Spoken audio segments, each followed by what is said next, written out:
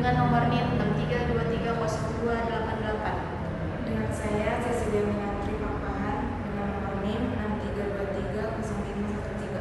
Dengan saya, Farid Huta Barat, dengan NIM 632300561. Dengan saya, Delia Rifka Dewi, dengan NIM 632300478. Di sini kami ingin mempresentasikan tentang penerapan PPh 21 untuk karyawan berdasarkan status perkawinan. Selanjutnya ada perhitungan pajak. Angka perhitungan untuk karyawan tidak menikah. Yang pertama, penghasilan bruto.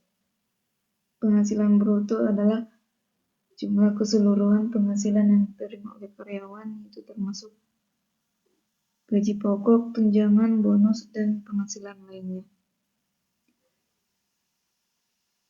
Dari data yang kita ambil yaitu karyawan yang bernama Destari yang bekerja di PT Infrasolusi Indonesia, penghasilan brutonya sebesar Rp92.557.304 selama 1 tahun, di mana rinciannya sebagai berikut: gaji atau pensiun sebesar Rp68.080.436, tunjangan lainnya, uang lembur dan lain-lain sebesar Rp9.198.720, premi asuransi yang dibayar pemberi kerja sebesar Rp3.072.938, tantiem, bonus, gratifikasi dan lain-lain sebesar Rp12.205.210. Yang kedua ada pengurangan. Untuk menghitung pengurangan ada beberapa komponennya dari penghasilan bruto, antara lain iuran pensiun jika ada, iuran BPJS Ketenagakerjaan, dan iuran BPJS Kesehatan. Berikut adalah pengurangan dari data beliau. Biaya jabatan atau 5% dari penghasilan bruto maksimal 6 juta per tahun. Biaya jabatannya sebesar Rp4.627.866. Iuran pensiunnya sebesar Rp2.042.406. Jadi total pengurangan dari data beliau sebesar Rp6.670.272.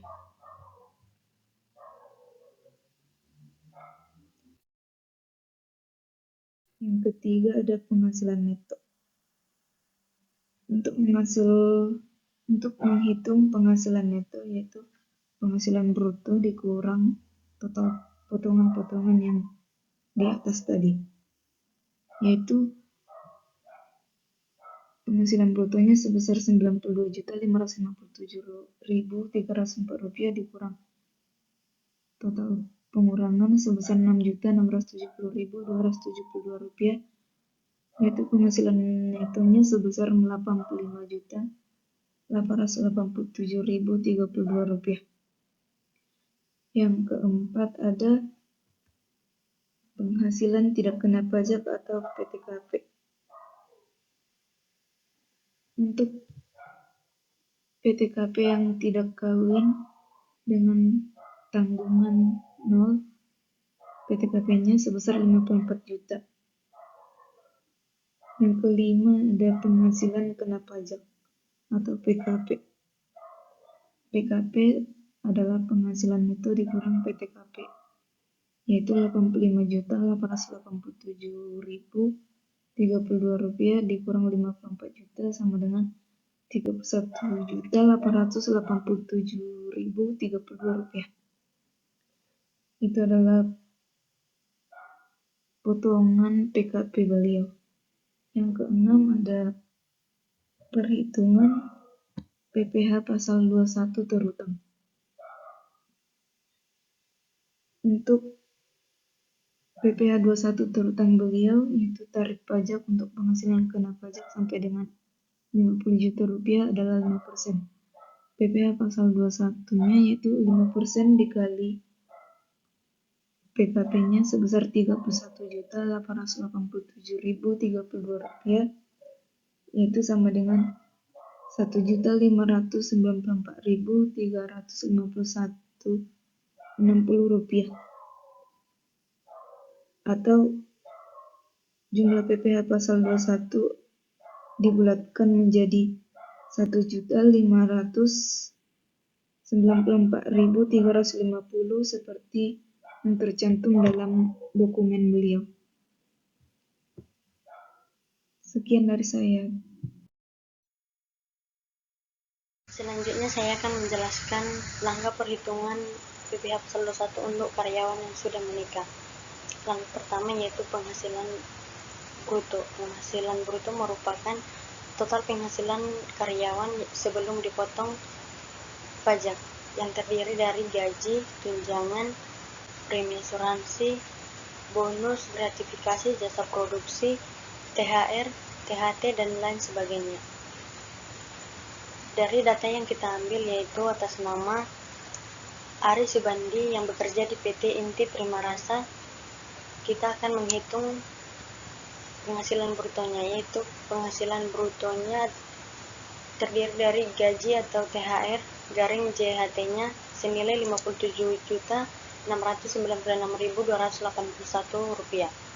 tunjangan lainnya dan uang lemburnya senilai Rp556.170, premi asuransi yang dibayar oleh pemberi pekerja yaitu senilai Rp3.052.836,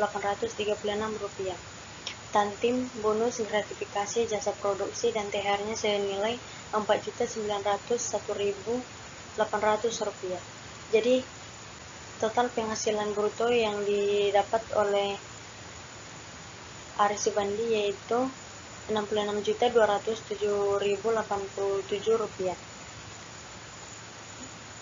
Langkah berikutnya yaitu pengurangan atau potongan. Komponen-komponen yang termasuk dalam perhitungan pengurangan yaitu iuran pensiun jika ada, BPJS Kesehatan, dan BPJS Ketenagakerjaan. Di sini pengurangan untuk biaya dan iuran pensiun atas nama Ari Subandi yaitu biaya jabatannya dikenakan 5%, yaitu 5% dari Rp66.207.087 sama dengan Rp3.310.354. Iuran pensiunnya senilai Rp1.764.648. Jadi total pengurangannya yaitu Rp3.754.354 ditambah Rp1.764.648, hasilnya sama dengan Rp5.075.002. Penghasilan neto. Penghasilan neto merupakan penghasilan atau gaji bersih. Penghasilan netonya yaitu penghasilan bruto dikurangi potongan-potongan atau pengurangan. Di sini penghasilan brutonya senilai Rp66.207.087 dikurangi potongannya senilai Rp5.075.002. Hasilnya sama dengan Rp61.132.085.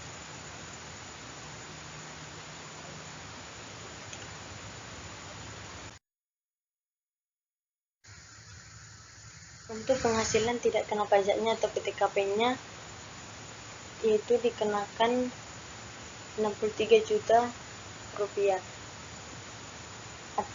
atas status perkawinannya yaitu kawin dengan tanggungan anak satu. PTKP-nya dikenakan Rp63 juta.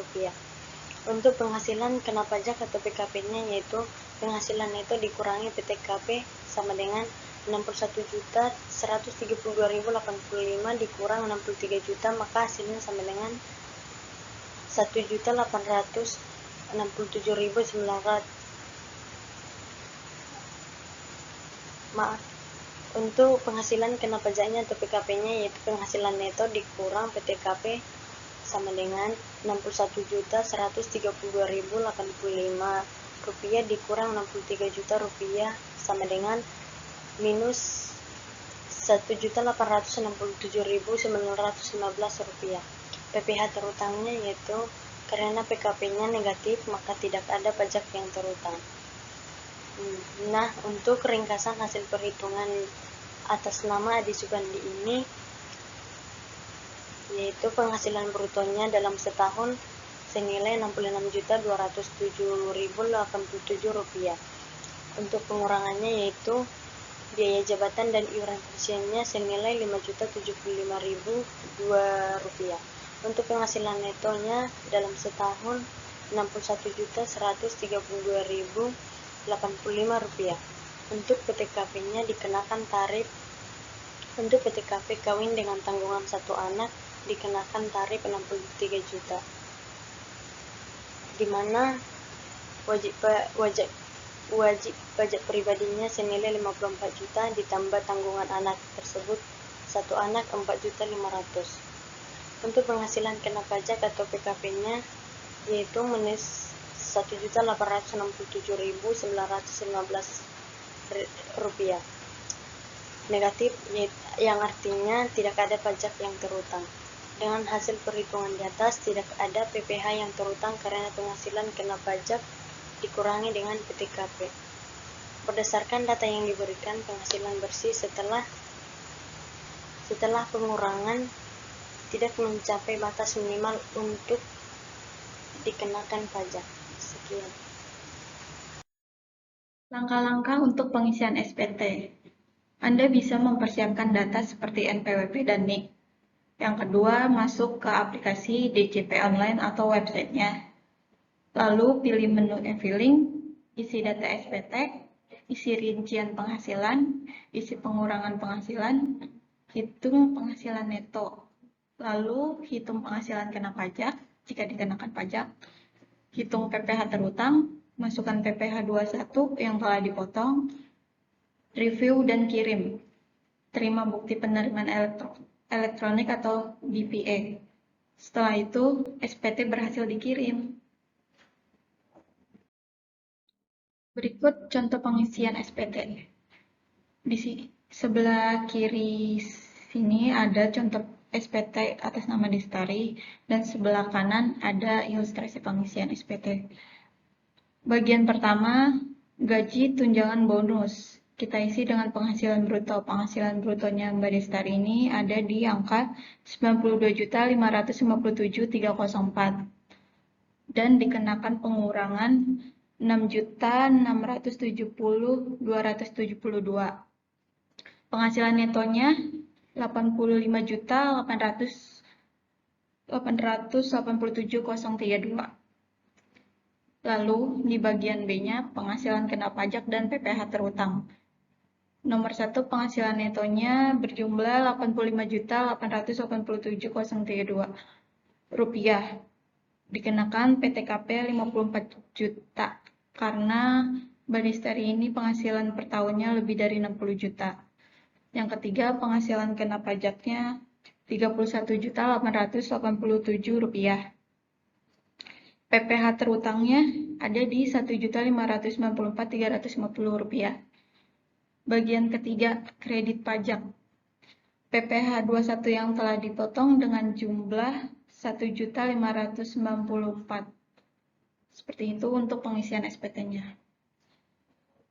Jadi kesimpulan yang dapat kami berikan yaitu berdasarkan dari presentasi kami tentang penerapan PPh 21 untuk karyawan berdasarkan status perkawinannya, yaitu kesimpulan yang mungkin kita ambil adalah perlunya pemahaman yang baik tentang aturan pajak yang berlaku bagi karyawan, terutama yang berkaitan dengan status perkawinannya. Lalu saran yang dapat diberikan termasuk memastikan bahwa pengisian SPT dilakukan secara akurat, sesuai dengan ketentuan yang berlaku, dan memanfaatkan potensi pengurangan pajak yang tersedia bagi karyawan yang berkeluarga. Selain itu, disarankan untuk terus memantau perubahan dalam regulasi pajak yang mungkin mempengaruhi penghitungan pajak dan pengisian SPT di masa yang akan mendatang. Sekian, terima kasih. Sekian penjelasan dari kelompok kami, kurang lebihnya mohon maaf. Wassalamualaikum warahmatullahi wabarakatuh.